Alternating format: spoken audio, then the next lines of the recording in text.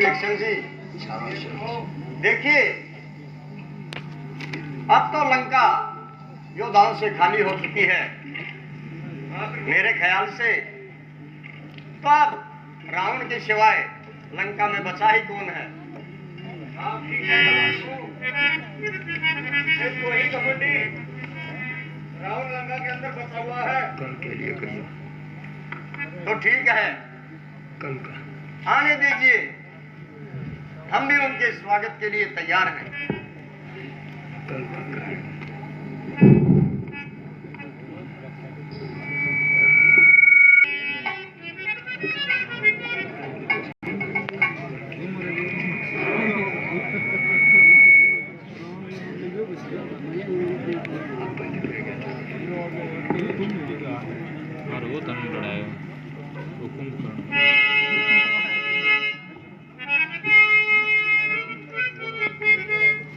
कहाँ है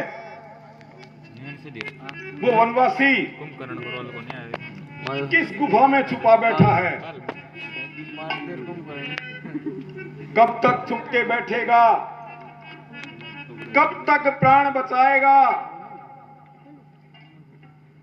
कभी न कभी तो मेरे हाथों अवश्य मारा जाएगा। लंकेश, देख और पहचान। ए दूध मुँहे बच्चे, अभी तेरे खेलने खाने के दिन हैं। रावण अपने शत्रु पर वार करने से पहले एक मौका अवश्य देता है, इसलिए एक अवसर आज तुझे भी प्रदान करता हूं। यदि प्राणों की भीख चाहता है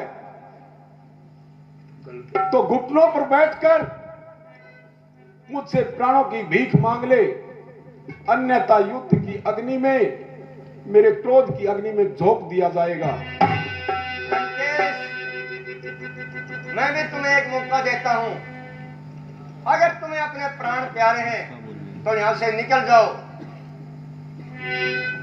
नहीं जानता, मैं बार बार कहता हूं, अरे मैं जो इरादा कर चुका वह बदल सकता नहीं। ये बल वो रस्सी का है जो जल करके निकल सकता नहीं। लंकेश, हमारा काम इरादा बदलने का है। इरादा बदलना तुम जैसे बच्चों का काम नहीं। अरे यम वरुण के झोंकों से कभी पर्वत हिला करते नहीं। अरे तुम जैसे मच्छरों की फूंक से कभी हाथी उड़े करते नहीं। लंकेश, अरे पापियों का पाप मद में फूलना अच्छा नहीं। अरे पापियों का पाप मद में फूलना अच्छा नहीं। पाप की टहनी का ज्यादा पड़ना भी अच्छा नहीं। लंकेश, अब तेरा अंतिम समय आ गया है। वो तो वक्त बताएगा कि अंतिम समय किसका आया है। अरे नहीं जानता, मैं काल हूं, महाकाल हूं। मैं काल हूं, महाकाल हूं, इतना विकराल हूं। अगर मार तू फूंक तो उड़ाकर तुझको राख कर सकता हूं। लंकेश, क्या बातें ही बनाएगा या युद्ध भूमि में कुछ करके भी दिखाएगा?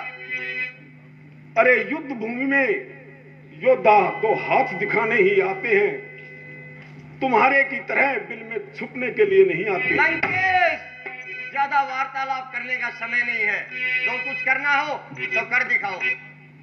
लो, हम तुम्हें अवसर प्रदान करते हैं, पहला वार तुम ही करो।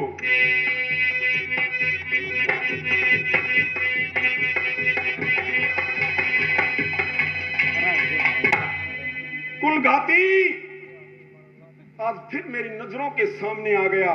कायर, राजा जी, मैं आपको अंतिम समय में एक बार फिर विनती करता हूं कि बारी बारी पूरे कुल का नाश हो चुका है। क्या अब भी कोई संकोच है? अब पूरी लंका के अंदर आप ही एक त्रिलोकीनाथ बचे हुए हो। मैंने आज से पहले कहा था कि प्रभु से शत्रुता में किसी की भलाई नहीं है। लेकिन आप अपनी मिठाई और हट से पीछे नहीं हटे, जिसके कारण पूरे कुल का सर्वनाश होता जा रहा है। विभिक्षाएं, क्या तुमने कभी मुट्ठी बंद करके रेत को हाथ में लेकर देखा है? अरे जब मुट्ठी को बंद करते हैं तो रेत हाथ के नीचे से फिसलता रहता है और मुट्ठी खाली हो जाती है। ठीक तुम जैसे कायरों की वजह से लंका खाली हुई है, लेकिन ये योद्धा अभी खड़ा हुआ है। इस योद्धा का खड़ा होना मानो हिमालय का खड़ा होना है। इसलिए व्यर्थ समय न करो और चुपचाप जा करके अपने स्थान पर बैठ जाओ। आपके इस अभिमान और हट ने ही तो कुल का सर्वनाश किया है। विभिक्षा,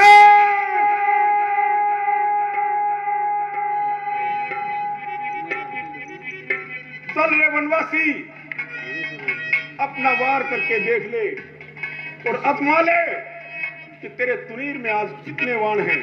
हम भी देखते हैं।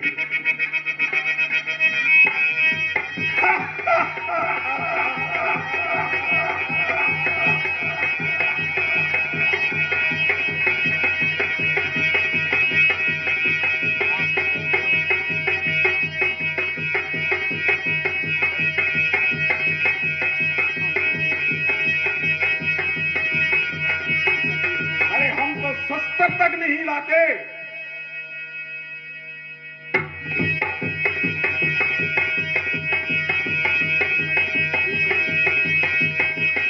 चला कितने बाण चलाएगा, लेकिन ये पर्वत है, सिर टकरा के मर जाएगा।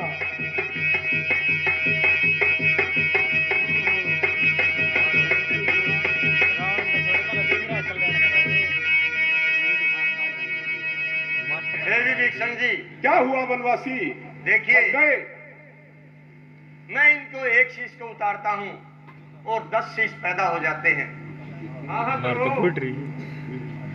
जिन्होंने भगवान श्री शंकर जी को दर्शन करने के लिए अपने शीश काट काट कर 10 बार उनके चरणों में अर्पित किए हैं, जिसके कारण शिव शंकर ने इनको यह वरदान दिया था कि तुम्हारी मृत्यु किसी अस्त्र और शस्त्र से नहीं होगी,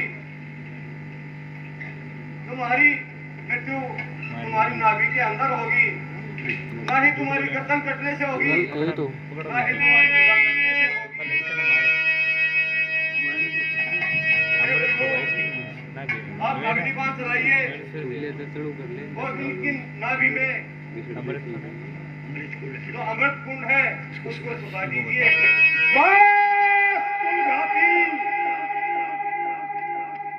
अरे आज तो कम से कम चुप रह गया होता। मुझे नहीं मालूम था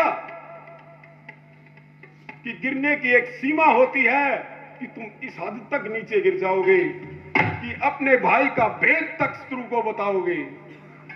खैर कोई बात नहीं, हम किसी भी शक्ति से भय नहीं खाते। आजमा करके देख लो कि तुम्हारे तुनीर में अभी कौन सा शस्त्र बाकी है। चलो लंकेश।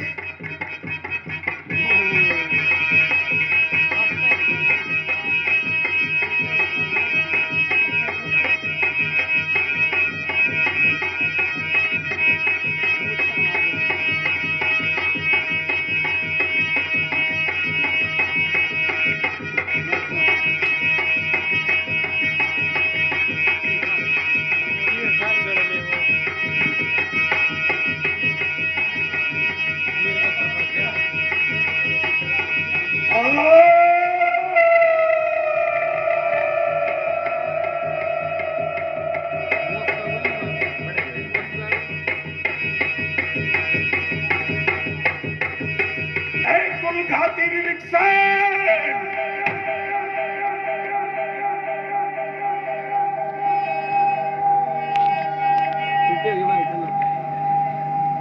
लंच टाइम हो रहा है।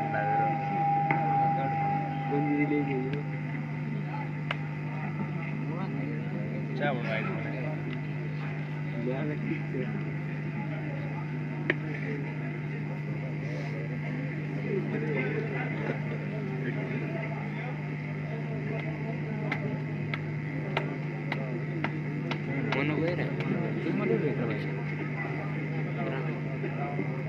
Pergi anda बाहर कर, इसके मार दे, नहीं बाहर होगी ना। प्राइवेट ना बनाए। भ्राता लक्ष्मण, कहिए भ्राता जी। देखिए, रावण राजनीतिक आदमी है, इसलिए तुम जाओ और उनसे कुछ शिक्षा प्राप्त करो। जैसी आज्ञा भगवान।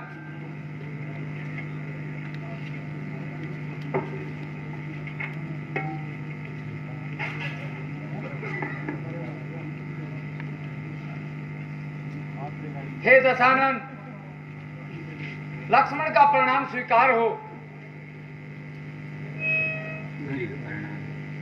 हे दशानन, आप प्रकांड पंडित और नीति कुशल हैं, तो आप अपने ज्ञान के स्रोत में से मुझे भी अपना कुछ ज्ञान प्रदान कीजिए। हे लंकेश, मैं आपसे पुनः प्रार्थना करता हूं कि आप मुझे अपना ज्ञान उपदेश दीजिए। हे भ्राता जी, मैं लंकेश के पास गया और याचना की, किंतु उन्होंने मेरा परिणाम भी नहीं स्वीकार किया। भ्राता जी, आप रावण के पास गए और वो भी शिक्षा लेने के लिए। आप ये बताओ, आप उनके पैरों की तरफ खड़े हुए या उनके शीश की तरफ? हे भ्राता जी, मैं दशानन के शीश की ओर खड़ा था। भ्राता जी,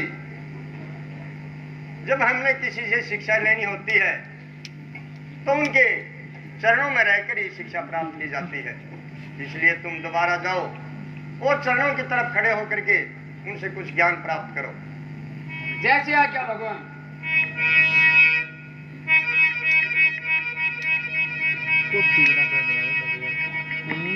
हे महाराज लंकेश, लक्ष्मण का परिणाम स्वीकार हो।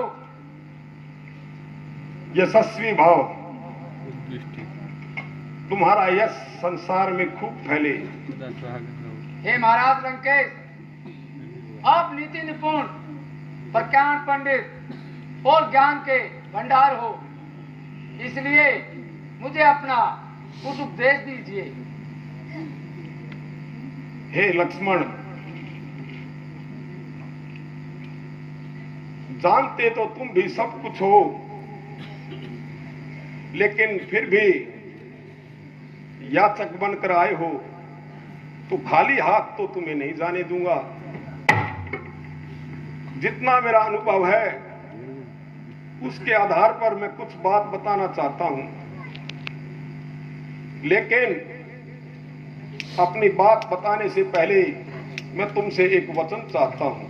कहिए लंकेश। हे लक्ष्मण, यहां से जाने के पश्चात तुम अपने भाई राम को मेरे कुछ प्रश्नों के उत्तर देने के लिए मेरे पास भेजोगे। निसंदेह महाराज रावण, ऐसा ही होगा। तो ठीक है, सुनो। मैं तुम्हें सबसे पहले राजनीति का प्रथम अध्याय बताता हूं। राजनीति में कभी भी किसी पर पूर्ण विश्वास मत करो, क्योंकि मैंने अपने भाई पर पूर्ण विश्वास किया। मुझे ज्ञात था कि मेरा भाई मेरा भेद किसी को नहीं बताएगा, लेकिन उसने भेद बताया और ये विश्वास मुझे आज लेकर डूब गया। दूसरा,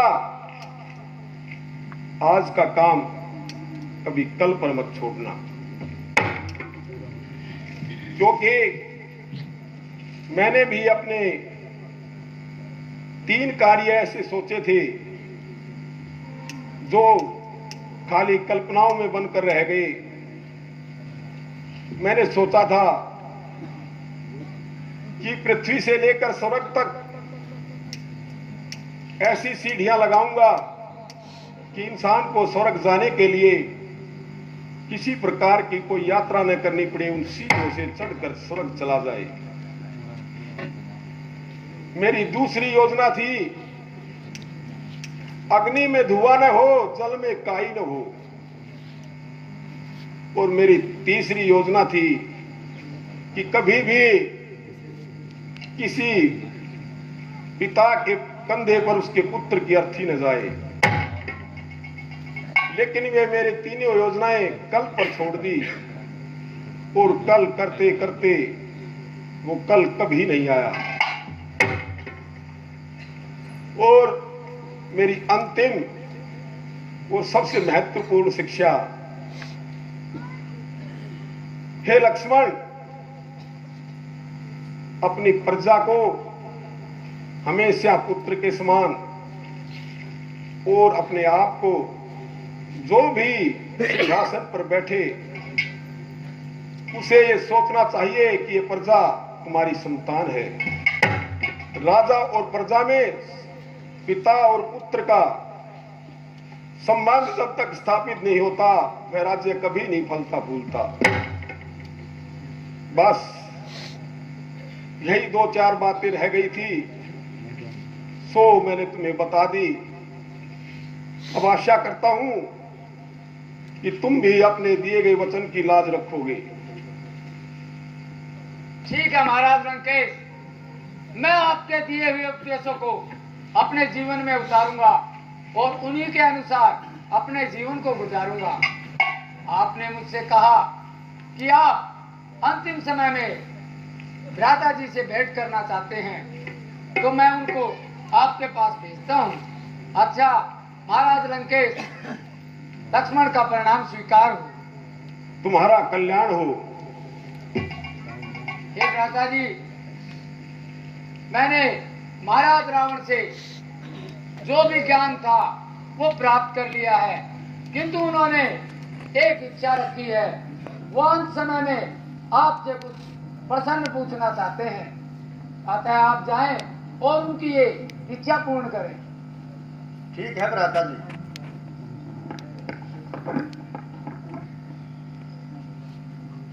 कहिए लंकेश, क्या कहना चाहते हो? हे राम, सर्वप्रथम तो मैं तुम्हें प्रणाम करता हूं, लेकिन मेरे हृदय में कुछ सवाल तीरों की भांति चुभ रहे हैं, मैं उनके उत्तर चाहता हूं। अवश्य पूछिए। तुम क्या सोचते हो कि मुझे इस युद्ध के परिणाम का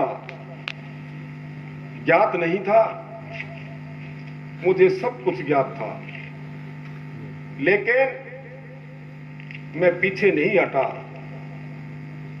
क्योंकि कहते हैं कि प्रेम नहीं तो वैर सही, हर युक्ति रंग दिखलाती है।